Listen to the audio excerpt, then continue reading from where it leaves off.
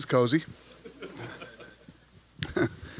The gate was $6.6 million.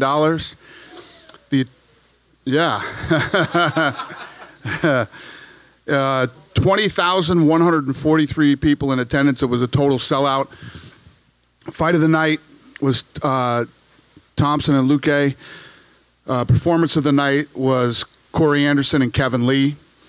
They all won $50,000. Congratulations to them. John? Dang, a pretty spectacular event overall tonight, but of course probably not the ending everybody was hoping for. Wanted something a little more definitive, but I just want to get your thoughts on the main event as a whole and what you thought about the stoppage. Yeah, you know what happens in this game? These things happen. At first, I was bitching and pissed off, and I said, you know, they didn't stop the Tyson Fury fight, and that cut was nasty and whatever. Then I walked back, and I saw Nate Diaz, and his eyebrow was literally flipped over in front of his eye, and he had another huge gash under his eye, and then I started thinking, you know, it's easy sitting over there in my chair thinking, you know, the fight shouldn't be stopped. And the reason we love Diaz so much is because, you know, he's so tough and durable and everything else, but I don't know. These things happen, and didn't look good. Yeah, it didn't look good. Instantly, you know, Masvidal said, let's do it again, let's run it back, let's do a rematch. I mean, as big as this event was, I can't see it being any smaller necessarily the second time around. Does that interest you right away? No, it doesn't interest me right away. I think that, you know, I got asked a couple questions tonight. You know, Diaz comes on in the later rounds. If this fight had gone later, they didn't stop it, what would have happened, whatever. But it didn't. It got stopped with cuts, and Masvidal looked very dominant. And he looked good. He's looked good all year. He's had nothing but great fights all year. And you know, if anybody's the fighter of 2019, it's definitely that kid. And I think he's got some big options coming his way. I know you're a boxing fan, and I don't know how much you were able to follow on with what happened tonight, but they end up showing your fight there at the fight in Vegas. I'm curious. So MGM, we're sitting there, and MGM called and said, you know, you guys are halfway through your co-main event right now. We can't, people are losing their minds here or whatever. Can we show the Diaz fight at the MGM? And I was just like, holy shit, this is crazy. This is getting crazier by the minute. If I woke up and dreamed all this, that I wouldn't believe that it really, you know, that it could happen. But it was nuts. And of course we said yes, and they did, and wow. I was going to say, I mean, I know you don't like to play the MMA versus boxing game, but does that say something about the state of the sports, you know, the health of that they're showing your main event at their card? I don't think it's not, they're not showing my main event at their cards because somebody won and somebody lost. It's a much bigger picture than that. And I've said, and you know, you guys know how I am or whatever. I fucking hate Oscar De La Hoya. I hate this guy. He's a scumbag and just he's a snake. And I told him not to go on this night. He did what he wanted to do, and here we are. I respect Canelo, and I respect all the other fighters and the guys who you know, participate in the sport of boxing. And you know, we got it worked out yesterday to where fans could see both fights. And I don't know, it's just a real crazy thing for me. You know, you look at me, right? If you look at me, my situation, where I've been, where I've come from, we weren't allowed in this state a few years ago. The President of the United States was here tonight. And I don't care where you sit politically, you know what I mean? Everybody has their own political opinions and who they are and whatever. The President of the United States was here tonight at our event. We weren't allowed here a few years ago. Fucking wow. Last thing for me, Dana, I wanted to ask you about Corey Anderson. He kind of shocked the world a little bit, not only with the win, but the way he did it, and of course the celebration. He came back afterwards and said, UFC, give me a title shot or terminate my contract because I deserve it right now. What do you think about him and his chances at a title next? So he came in here very angry this week, you know. All these conspiracy theories, we hate him, we this, that, everything else, and all this crybaby bullshit. We're trying to get him beat. We can't get you beat. You can either win or you can't. You know what I mean? We like Corey or we like Walker better, or whatever the deal, whatever stuff that he was saying. No, some guys move faster than others. You're telling us what you deserve. Show us what you deserve. Tonight you showed us. Got it. Message received. Now we know. You guys were there. Were you not at the weigh-ins? Not one person clapped for him at the weigh-ins, right? Walker got a pretty big pop when he came out. I'll bet people will notice him next time, won't they? Right? You came out and you showed everybody. You did something. Now we'll move on. I'm not saying you're getting a title shot next or whatever. Rhea's just won too, very impressively. We'll figure out what's next for you. And when your contract is up, if you still don't want to be here, you can do whatever you want to do. In the meantime, take the fights that we offer you. Pretty simple. We're not trying to get you beat. We're not trying to get anybody beat. How can I get you beat? If you think you're the best, if you think you deserve a shot at the title, how am I going to get you beat with the number 11 or 14th ranked guy in the world or whatever he was tonight? If you deserve a title shot. Dana, just here. Co-main event, Darren Till. Obviously, he made his middleweight debut. What did you think of him in there at the new weight? And Anfield is something that he's been campaigning for. Obviously, he got the win. Do you see the UFC going to Anfield near Liverpool for his next one? He won tonight. That's what he needed to do. You know, considering the week that he's had, should have been here Sunday or Monday. We had to jump through a lot of hoops to get him here when we did. And he needed to come out and he needed to win. He looked good. He looked big. He looked, you know, he was dominant. I don't know what judge scored that thing 30-27 the other way. Insanity. But he did what he needed to do tonight. He needed to, you know, I'm sure his head wasn't in a really good place flying in when he did and all the stuff that he had to go through. But he came in and he won. And that's what he needed to do. What do you see next for him? I don't know. But he's going this win probably catapults him into the top 6, you know. And so he's going to have some fun fights ahead of him. And Kevin Lee obviously had a very spectacular finish. You know, Kevin Lee did the exact opposite. So so tonight, the President of the United States was here, The Rock, a lot of other people. The place is sold out, breaking records as far as ESPN goes, breaking records internationally. The list goes on and on. And when you're on a platform like you're on tonight and the people that are watching tonight, you want to be Kevin Lee and go out and do what Kevin Lee did. I'm talking about Kevin Lee. You're all going to be talking about Kevin Lee, and everybody who watched tonight's going to be talking about Kevin Lee. So Kevin couldn't have had any won money tonight too, right? He's won $50,000. It's good to be Kevin Lee tonight. And he's said before that he wanted a fight with Islam Makhachev, and Islam had said on Twitter that he was up for that and he wanted that in January. Do you see that being next for Kevin? I have no clue. No clue.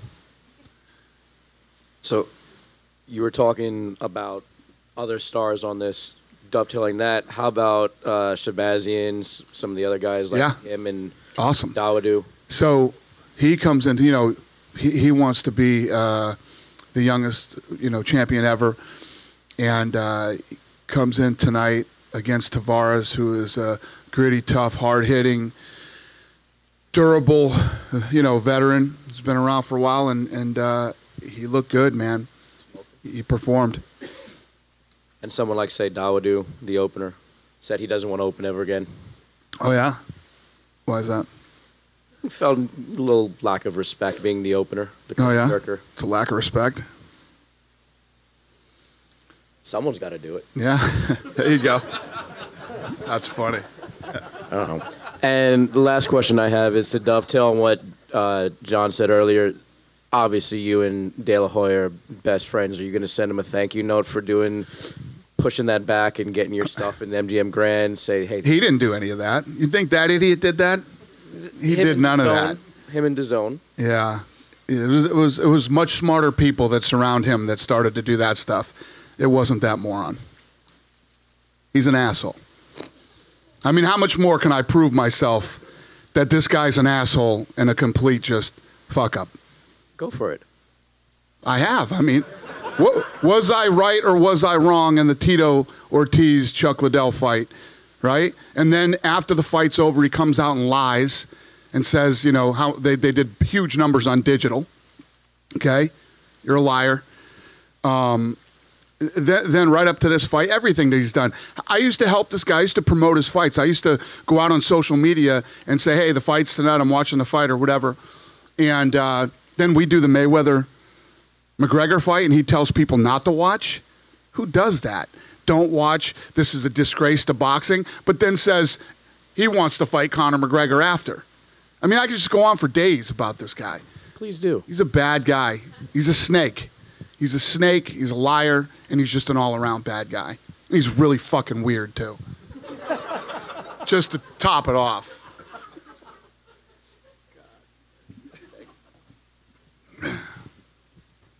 Dana, I want to follow up on Shabazian, and you know, someone like him, Macy Barber, these like very young fighters who are 21, and they're all talking about they want to break John Jones's record and stuff.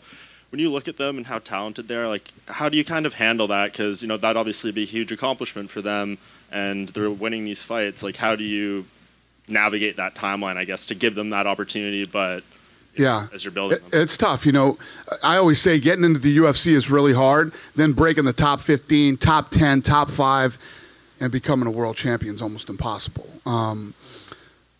And you see these young, talented people that have these aspirations. But I love that. I love people who embrace being the best and people who want to win the world championship. You know, you just have to be careful in how fast you move them. I think we moved Till a little too quick.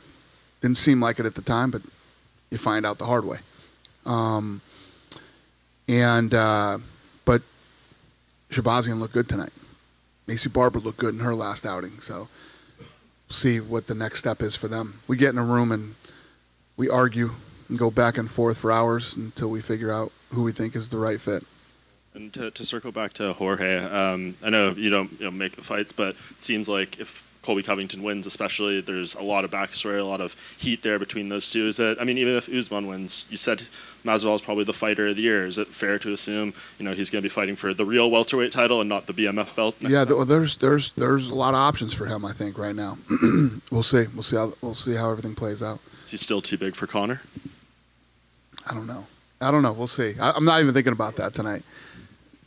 Good try, though.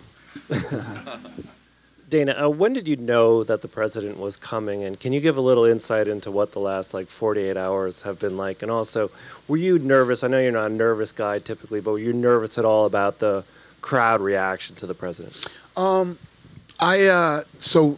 when he was elected, he called me the night that he was elected and told me to get down to the party, the after party, and I went. And he wanted to come to the Conor McGregor fight the next night.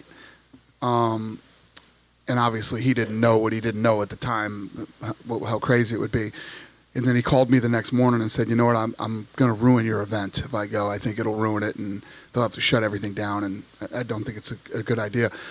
Let's plan this again, when there's more time to plan. And just to tell everybody, that I don't know if you know the history, but when we first bought this company, venues didn't want us. No venue wanted the UFC. And at that time, Trump reached out and asked us to come to the Taj Mahal. And that's where we ended up doing our first 2 events under the Zuffa banner.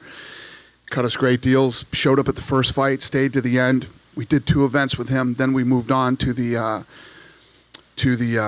Meadowlands. And when we left and went to the Meadowlands, he showed up to that event too, came to the first fight, stayed all night, was always good. Everything that ever happened to me in my career, Trump was the first guy to pick up the phone and reach out to me. From getting back on pay-per-view, getting our first TV deal, when we did the big Fox deal, I mean, the guy always reached out to me. Then as it was starting to hear rumors that he was running for president, I got a call one day from the New York Times. And they said, we're hearing that that Trump is going to ask you to speak at the Republican National Convention.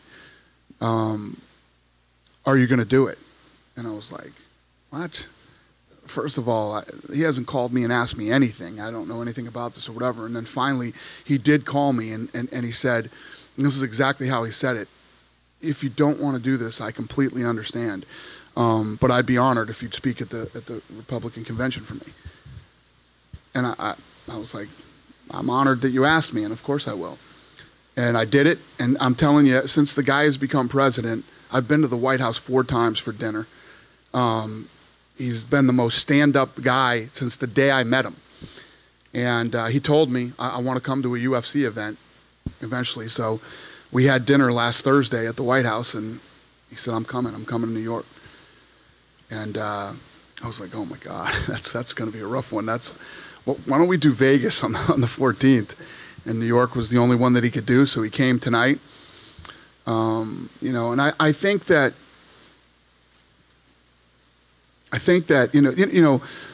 there's this craziness going on politically right now. If you're a Trump guy, you don't like certain types of people, or you don't like, and it's really, there's a lot of bullshit in that. The country's in a crazy place right now with all that. Did you see Michael Rappaport here tonight? Nobody hates President Trump more than Michael Rappaport, okay? And I'm very good friends with Michael Rappaport. I don't know if anybody hates, maybe Snoop hates him more than Rappaport does, and I'm very good friends with Snoop and lots of other people that are on one side or the other. This is a guy who's been a really good friend of me for a long time. He's done everything that he ever said he would do, and tonight he showed up to the event. And I think as fans of the sport, I think all of us can sort of appreciate, whatever political side you sit on, that the President of the United States came to one of our events tonight. But again, it's a huge stadium. It's not a controlled environment. Were you nervous at all about what the crowd would be like when he walked out there? No, I'm one of these guys, like I was just saying, whoever you are, in here in the media, or if you're Snoop, or if you're Mike, any of these guys, this is America. You can believe and do whatever you want. If you want to boo, you can boo. If you don't, I mean, as an American, you can do whatever you want to do, and you can choose whatever side you want to be on. And I feel like in these days, we live in a world where you can't come out and say who that, I'm a Trump guy, or I'm a Hillary guy, or whatever your deal is, or whatever I'm not a real political person. So, but listen, it's America. You can do whatever you want. So I just felt like tonight we were going to walk in and whatever happened. It was, the guy was told me as a friend he would come see the fights, and he did tonight. And I appreciate him, and it was a big night for the sport. Dana over here. Huh? Let me tell you this. So a lot of you guys have been around since the beginning. I've walked out of that tunnel for the last 20 years. I've never fucking seen anything like that in my life. Like tonight when I walked out of that tunnel with him tonight, I'll never forget it as long as I live. It was crazy. So Dana, there's a lot of times you had goals for this sport, right? Mm-hmm. Get sanctioned, get paid, a lot of tangible things. So you literally have described, boxing basically waiting for you, showing your fights at their thing. Their biggest star has got to wait. President's here, all the different things. Are we at a stage now where you can't really fathom these goals anymore? That things are just happening that were beyond. You dreamed of being at Madison Square Garden for a lot of years, but now we're at a point where these things really probably weren't even. Yeah, no, thanks. And yeah. I don't even know what to say to that, but yeah, it was amazing. And that's why I'm saying, like, tonight, it wasn't about how you feel politically about the president. The fact that all of us, not just me, fighters, the media, everybody who's worked in the sport for a long time to help build the sport, like I was saying, we weren't legal in New York because of some political bullshit a few years ago. Tonight, the president of the United States was here watching a UFC event. This is, you would see like Game 7 of a World Series between the Yankees and the Dodgers, and the president would be up in a box somewhere if they ever even went to a sporting event. When Obama was the president, Obama would go to an NBA game, and you know what I mean? And And now tonight to have President Trump at an event, you know. Was that an ask? Did they talk about doing it in a suite versus being case? Yeah, they wanted him in a suite, of course. Yeah, he doesn't listen to them. He does what he wants to do. But yeah, they wanted him in a suite. I'm not a expert in security, but I think it's a lot safer to protect him in a suite than it is in the second row.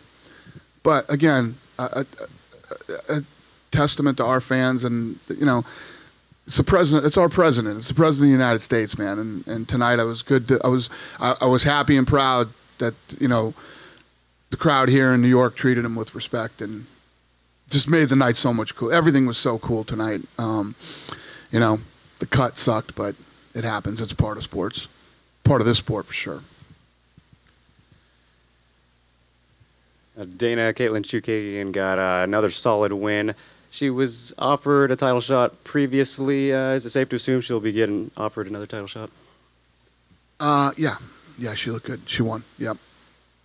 And Johnny Walker, you know, suffered his first UFC loss after his win against Serkinov. You said you were going to kind of take things slow with him, but then he gets matched with a top guy like Corey Anderson, and you know, doesn't look great, obviously. So do you kind of regret that decision? Yeah, It's not that he didn't look great. You can't come out and goof around like that. You got away with it when, you know, you were playing with some of these guys earlier on, but when you start to go in against a pissed off Corey Anderson, who's dead serious out there, it's just this. You can't play in this sport, man, and you definitely can't play here. You can't do that stuff. Dana, with all the talk of the president being here tonight and how great that was and what that says, Josh Duhamel made the video board. Why was there no showing of the president in attendance for the audience to see that, other than his arrival, which you'd have to see with your bare eyes? Yeah, we showed the arrival. We showed him on TV, but we didn't do it in-house. So, what was that decision? Why not? I don't know. When he walked into the arena, I don't think we needed to show him on TV.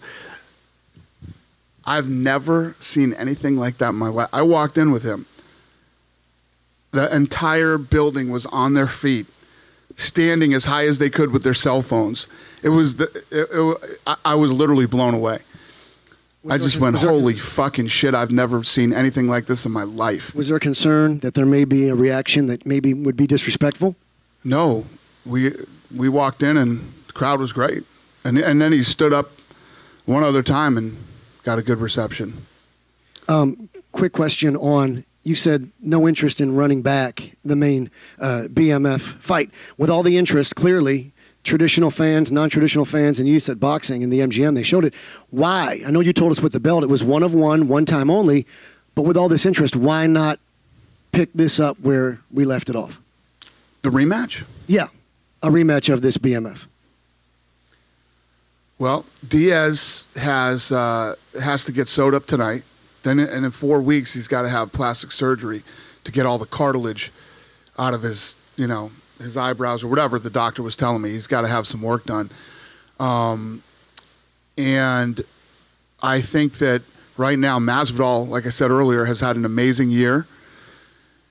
And he's going to move on to something else. I'm not saying that Diaz and Masvidal might not end up facing each other again, just not something that I'm looking at right away. And finally, 500 events for the UFC, a league now that is synonymous with the sport. The average American believes UFC is actually the sport and not just your league. What does it mean to you to be at 500 tonight, and what would you say is the one memory above all others that stays with you at this milestone? The memory that stands out the most, well, when people ask me that, there's so many. Obviously, tonight is one of them. When we first got back on pay-per-view, when we did our Fox deal, you know, the ESPN deal. I mean, there's just so many. This thing has gone, there's just so many different milestones and amazing, you know, moments in the business and the sport. I couldn't just pick one. Dana, Nick Diaz walked out Nate. I was just wondering if you talked to Nick, or did you see him backstage? I just said hi to him. We didn't talk about anything, no. Okay, so he didn't indicate to you at all if he's at all interested in coming back, or No. I honestly don't think Nick Diaz will fight again. okay. And could you shed some light on the current state of the lightweight division? There's been reports that Khabib and Tony might be fighting in March or April. Is that what you're targeting at this moment in time? Yeah. Yep. No, we're working on that. There's going to be, I mean, if you think about next year, Conor has said publicly that he wants to come back and fight next year. You got Tony versus Khabib. You got Masvidal out there now. You got Israel Adesanya, who's saying, you know, everybody thinks Yoel Romero's so tough. I'll fight Yoel Romero. And then you got Costa out there too. There's a lot of good fights next year. Oh, and we haven't even talked about John Jones. Then you still got Stipe and Cormier again. There's so many good fights next year. The end of this year, in Korea, we got that fight coming up with. Yes, yeah, we got good shit coming up. It's gonna be fun. It's gonna be a good year. And you mentioned Conor's announcing of a fight. Can you give us any update on that? Apparently, Cerrone's a front runner. There's nothing done. Literally not zero. Conor came out and said that. People then said, "Is this true?" And I said, he wants to fight that date, but we literally have nobody's called Cerrone. Cerrone actually texted me yesterday and said, "I hope all this talk is true." So there's literally nothing done. Zero. And earlier this week, it emerged that Robert Whittaker canceled some sort of, I think it was a tour in Australia because he's been offered a fight. Can you shed some light on that? Well, he wants to fight. He wanted to turn around immediately and fight again. So, yeah, we're working on it. Is the winner, is Darren Till now in line to fight him? I don't know. Thank you. Thank you. Dana over here. As mentioned, Stephen Thompson had a very good showing tonight, but the top at welterweight is just so congested right now. We got the title fight coming up in December. We got Tyron Woodley. We got Jorge Masvidal, and Wonderboy is very determined to get another title shot. Realistically, how close is he? I have no idea. You guys know I don't make fights the night of the fights. I don't know. Well, obviously he looked great tonight. I mean, he won fight of the night. He's looked better than he's looked in a long time. So we'll see. Was he in here already? Yeah. See his hand? Yeah. Yeah. Yeah. So And secondly, there was that's going to be a minute. Yeah. There was a controversial happening this week, Elbowgate, where Kelvin Gastelum sort of leaned his elbow on Rafael Cordero. Yeah. I was wondering what your opinion is on that. Yeah, I saw it. You know, I don't know how much pressure he had on the elbow. You know, the thing is with wrestling guys know all the little tricks and all that shit. The commission obviously didn't see it. Are they investigating that? Where's Hunter at? Yeah. Yeah, they're reviewing it. And they're gonna if they see something that they saw it and they think he cheated. Really? There you go. There's the answer. is there some kind of policy from UFC? That's got nothing to do with me, man. That's between him and them.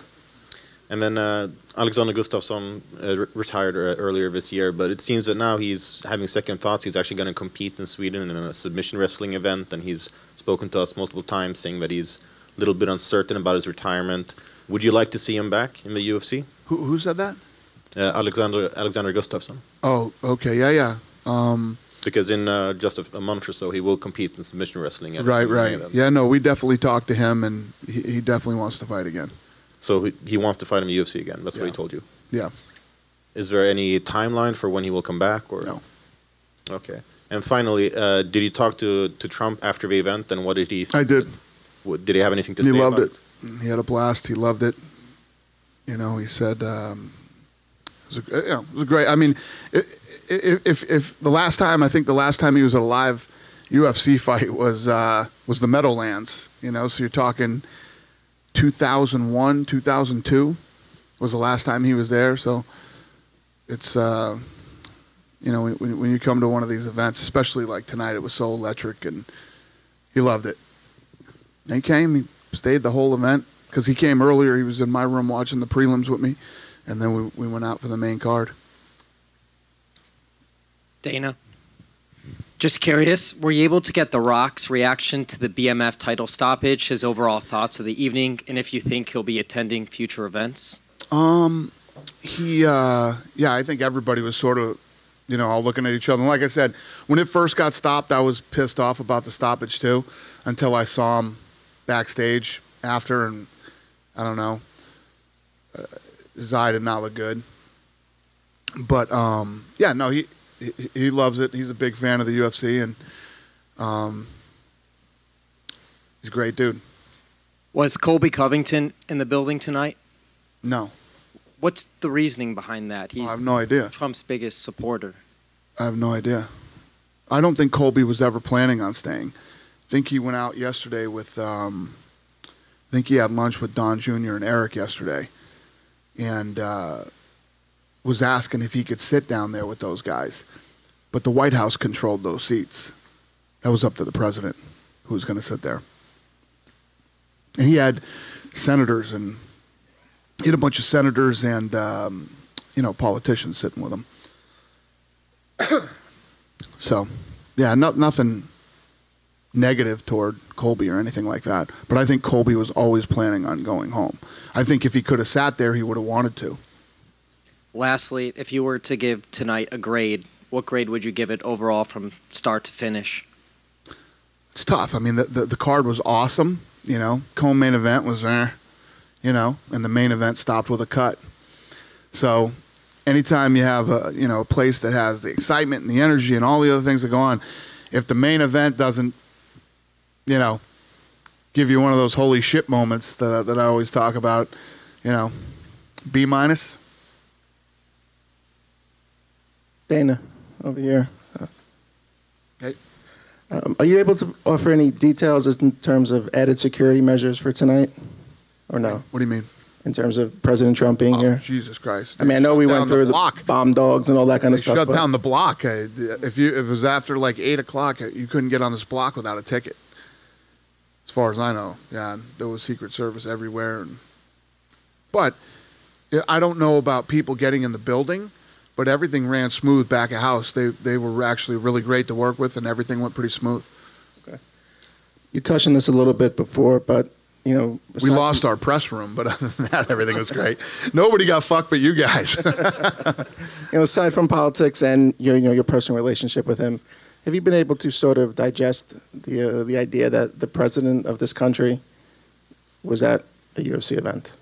That's very significant, especially in New York. Yeah, no, it's amazing, and like he and I were talking about a second ago, it's like you know these are just things you asked me 10 years ago, I'd tell you, oh, I think the sport's going to be here and it's going to do this and do that, and but like baseball games for Bush, like the NBA for Obama, right? And now the UFC as a president that attended one of the events. It's like one of the big deals. It's like you made it. It's awesome.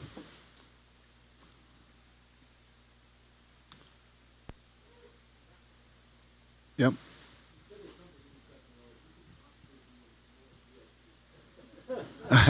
So he wanted to be in the third row.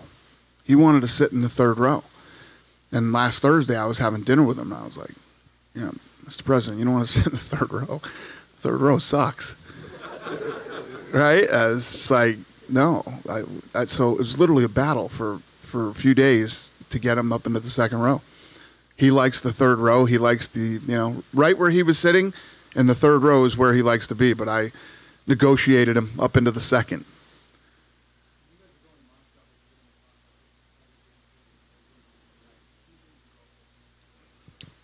I have no idea. Yeah. We'll see. We'll see where this takes us, in the future. I don't know. Thank you, guys.